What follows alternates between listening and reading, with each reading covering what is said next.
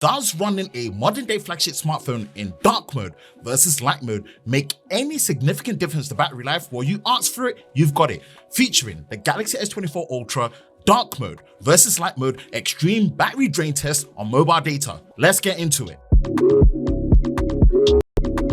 What's better than one Galaxy S24 Ultra, two Galaxy S24 Ultras, and this is thanks to the kind folks at Vodafone UK for supplying the second Galaxy S24 Ultra for me to be able to do this extreme battery drain test. Honestly, without this second unit, doing two separate recordings and then having to edit it would have been an absolute pain, so a massive thank you to the guys over at Vodafone UK. There will be links in the description below for where you can get the latest deals on the Galaxy S24 Ultra on Vodafone UK.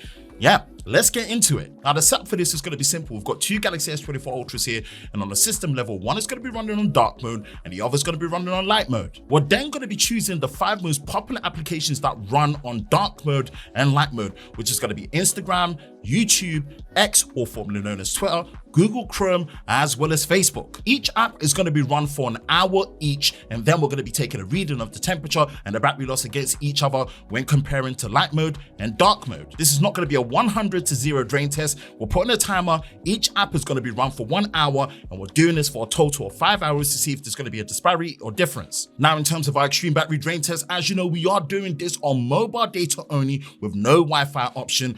And in terms of the setup, we've set these up identically across the board when it comes to using the maximum resolution at QHD, the adaptive 120 Hz. Any power saving features have been disabled. That's going to slow down performance, and also the performance profile has been set to the standard across the board. In terms of display calibration, we have actually put manual brightness on and also calibrated the display to 200 nits as close as possible on both these devices. And even within the video section, for any special features like maximum video brightness, this has just been put into the normal mode and not in bright to make sure everything is even across the board. And at the time that I did this recording, both these phones were on their latest software update. If you're looking for power on the go for your smartphone, tablet, laptop, and everything in between, then Charge have got you covered with their Chargeek 170 power bank. The Chargeek 170 power bank is the next evolution in Charge's ultimate power bank series and is their one-stop power source for your mobile devices. It packs a massive 24,000 mAh battery with a maximum charging output of 170 watts and a super fast charging input of up to 140 watts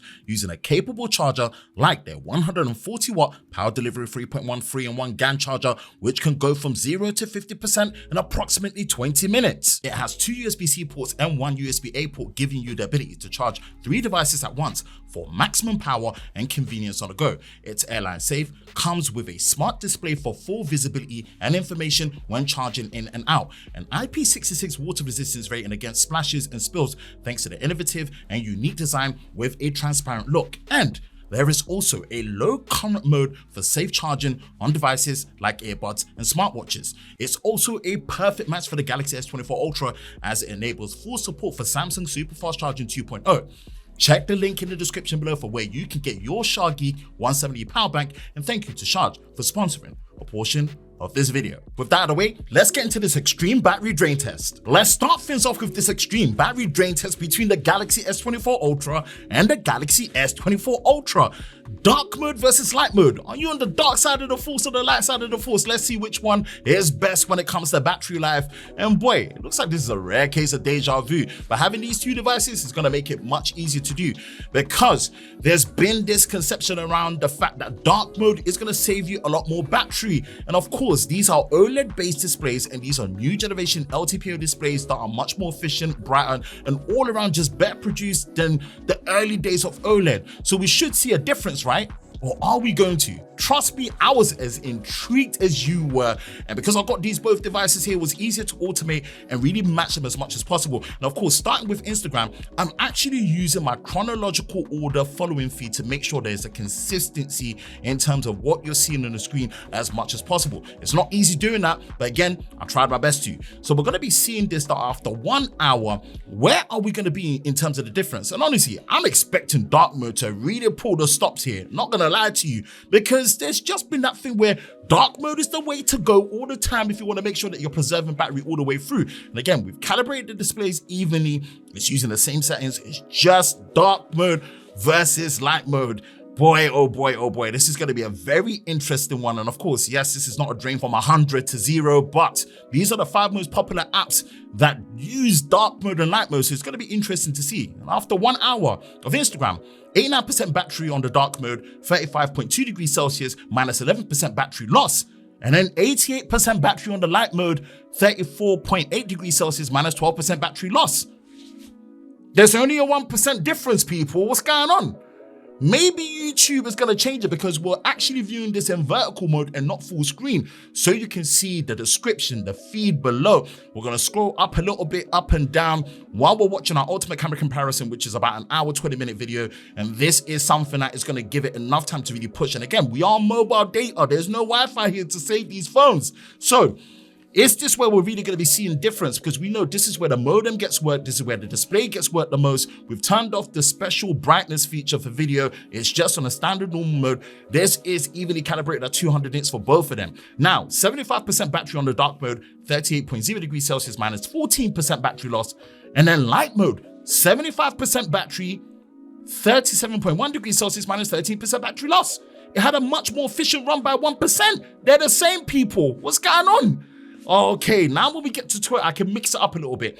The first 30 minutes of Twitter, I'm actually on the following feed, right? And then the next 30 minutes, I switch to doing a Twitter Spaces to see if I'm getting mixed usage of using scrolling and being in the feed and also doing something like Twitter Spaces. Are we going to be seeing a difference? Because we should be, right? People, I'm losing it right now because I'm thinking I'm meant to be seeing a huge difference here, but this might be just down to the fact that these new generation LTPO displays are just really efficient, so it doesn't matter. Or does it? Let's see later on as we go. 67% battery on the dark mode, 34.5 degrees Celsius, minus 8% battery loss. And then light mode is 1% behind by 66%. And then you've got 35.6 degrees Celsius, minus 9% battery loss. Oh man, it's just an error of difference. Now, Google Chrome, we're using SamMobile.com's website here. And if you didn't know, here and there, I still do videos for the guys over at SamMobile.com. So go check it out, especially when it comes to events and new launches for Samsung products, of course. We're scrolling through because their website does support dark mode and light mode. So this is going to be a very interesting one to really see. Is this where we're really going to be seeing the difference when we're browsing Google Chrome on a website that supports dark mode versus light mode? And again, this is website specific. This is not going to be the case all the time when you go to certain websites. So just bear that in mind. Are we going to see a difference after an hour? 62% battery on the dark mode, 30.8 degrees Celsius, minus 5% battery loss. And then 60% battery on the light mode, 32.2 degrees Celsius, minus 6% battery loss. 2% battery. We're now seeing a difference. But is this really a big difference? The last application to really round this up is going to be Facebook. And again, Facebook, where I was trying to match up what we're seeing in terms of the video and the feed. And it was difficult, but I was trying my best to really see in terms of showcasing the same videos, the same thing that was happening in terms of description and feed. Were we going to see a difference when it comes to light mode and dark mode at this point? Oh, was there thinking that maybe things have really changed and it's not how it used to be back in the day when OLED screens were still in their infancy, matching up to LCD displays? Okay, now seeing this right now, after this final test, 50% battery on the dark mode, 36.5 degrees Celsius, minus 12% battery loss, and 45% battery, 38.2 degrees Celsius, minus 15% battery loss. This is where the biggest change is at the end of this battery drain test. Now, I can't even pretend that I'm not shocked at these results because I was expecting a much bigger difference. So I'm guessing you're shocked too. Or maybe you are not shocked and you were expecting this to happen. Well, let's discuss over the results and what we think just happened here. Now, when it comes to my testing method, I think is both conclusive and inconclusive at the same time. And let me explain. Now, my personal opinion, my testing methodology in this controlled battery drain test environment was the best way I could have tested these devices. Now, could I have run each application for 2 hours instead of 1? Yes. Now, could this also have been a 100% to 0% battery drain test? Yes. But when it comes to light mode and dark mode support, this is very platform dependent as well as app dependent. For example, TikTok has a dark mode on iOS, but not a dark mode on Android. And again, when it comes to the apps that support dark mode and light mode and how they manage, this looks to be very app dependent. That makes more of a difference than the others. And when we look at these new generation LTPO displays, it looks like they are much more efficient than the old OLED displays from way back. Now, there is one factor that you can take into consideration